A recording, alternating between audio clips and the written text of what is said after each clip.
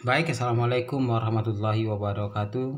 Pada kesempatan ini kita akan membahas pokok-pokok kebijakan rancangan Permendikbud tentang Juknisbos tahun 2021. Nah, ada 9 pokok kebijakan pada rancangan Permendikbud tentang Juknisbos tahun 2021. Yang pertama, tujuan. Yang kedua, syarat dan kriteria penerima. Yang ketiga, penetapan sekolah penerima. Yang keempat, satuan biaya BOS. 5, penggunaan dana BOS. 6, pelaporan. 7, pengembalian dana. 8, sisa dana. 9, sanksi. Yang pertama, tujuan BOS. Pada tahun 2021 ini tidak mengalami perubahan. Artinya bahwa masih sama antara tujuan BOS pada tahun 2021 dengan tahun 2020. Yang pertama, membantu biaya operasional sekolah yang belum terpenuhi oleh pemerintah daerah dan atau dari sumber lainnya. Yang kedua, mendukung pemerataan akses layanan pendidikan. Dan yang ketiga, meningkatkan mutu pembelajaran. Syarat dan kriteria penerima BOS berdasarkan Permendikbud nomor 19 tahun 2020.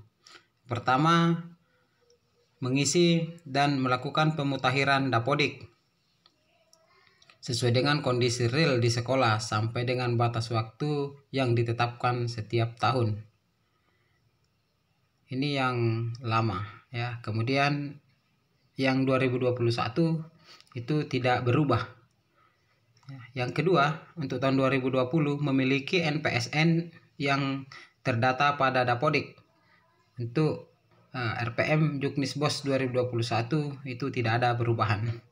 Nah, ini yang 3 ada perubahan. Pada tahun 2020 ya harus memiliki izin operasional yang berlaku bagi sekolah yang diselenggarakan oleh masyarakat yang terdata di dapodik. Nah, pada tahun 2021 ini ya harus memiliki izin menyelenggarakan pendidikan bagi sekolah yang diselenggarakan masyarakat yang terdata pada dapodik. Yang keempat, memiliki jumlah peserta didik paling sedikit 60 peserta didik selama 3 tahun terakhir, itu pada tahun 2020. Nah, pada tahun 2021 memiliki jumlah peserta didik paling sedikit 60 peserta didik selama 3 tahun terakhir saat cut off tahun berjalan. Nah, itu ada tanda. Ini akan dijelaskan nanti yang tanda merah. Yang kelima, bukan satuan pendidikan kerjasama. Nah, pada tahun 2021 itu tidak ada perubahan. Nah, catatan itu dikecualikan bagi sekolah yang terintegrasi atap SDLB, SMPLB, SMALB, dan SLB.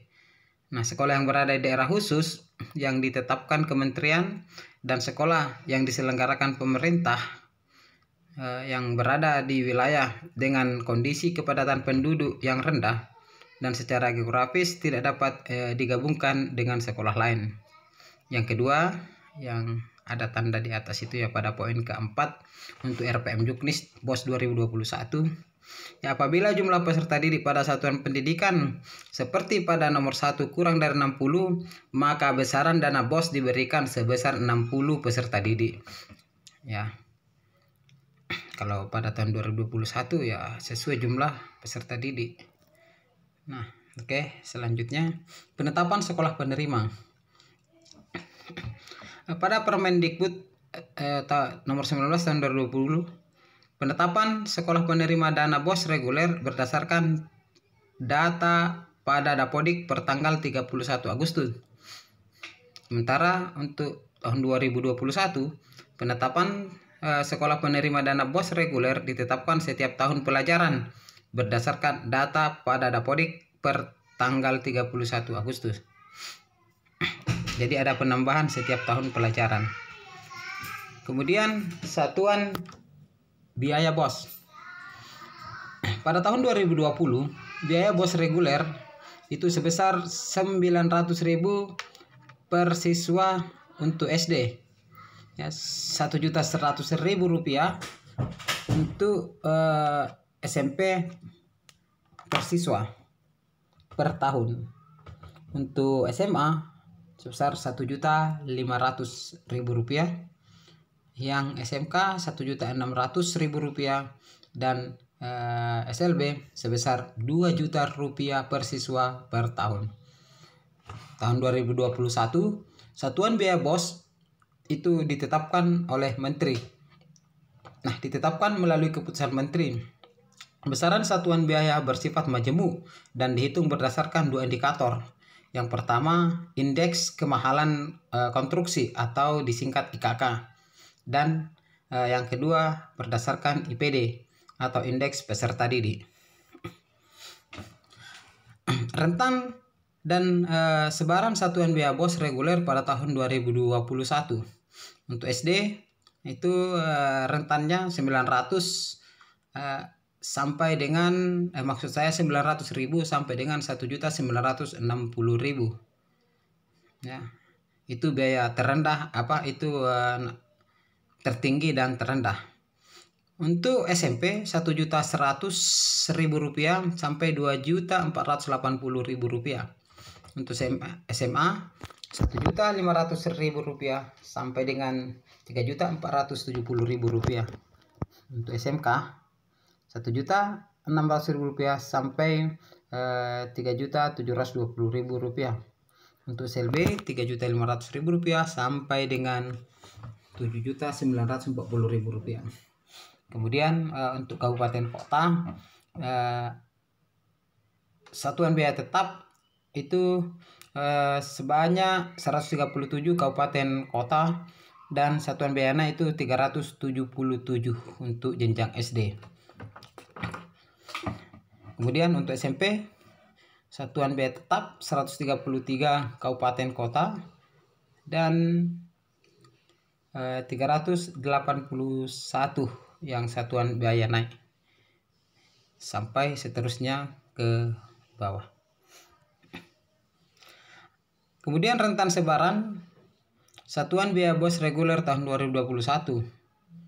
Nah, untuk jenjang SD ya yang tetap itu sebanyak 137 kabupaten kota.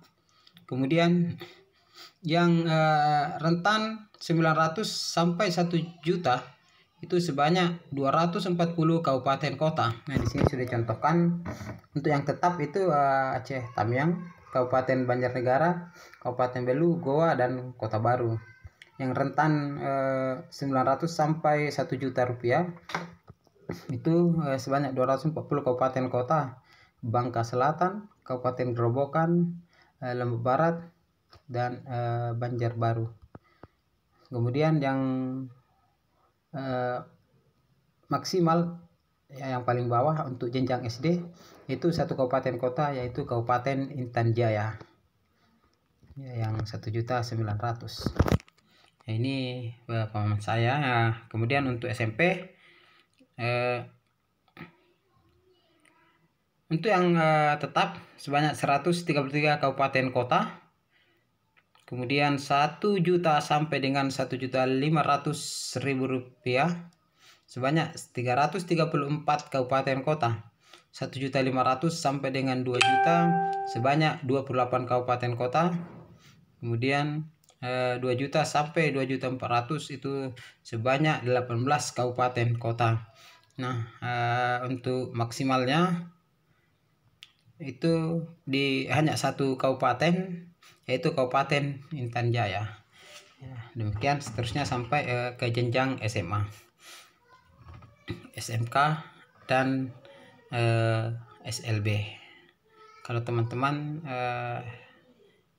bisa di screenshot supaya teman-teman bisa membaca lebih lanjut berapa paku yang akan diberikan untuk setiap kabupaten kota.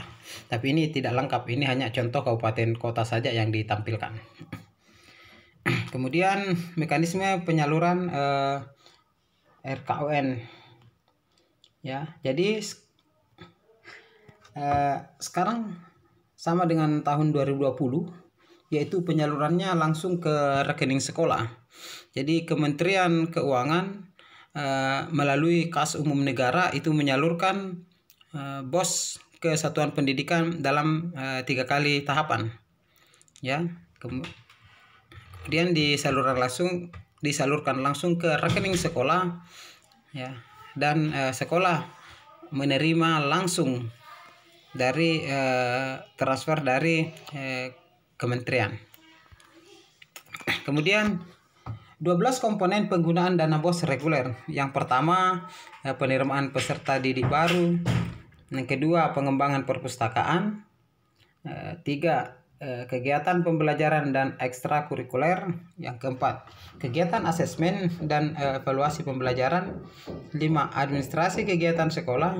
6, pengembangan profesi dan tenaga kependidikan. 7, langganan daya dan jasa. Yang kedelapan, pemeliharaan sarana dan prasarana sekolah. 9, penyediaan alat multimedia pembelajaran. 10, penyelenggaraan bursa kerja khusus, praktek kerja industri, PKL dalam negeri, pemantauan kebekerjaan, dan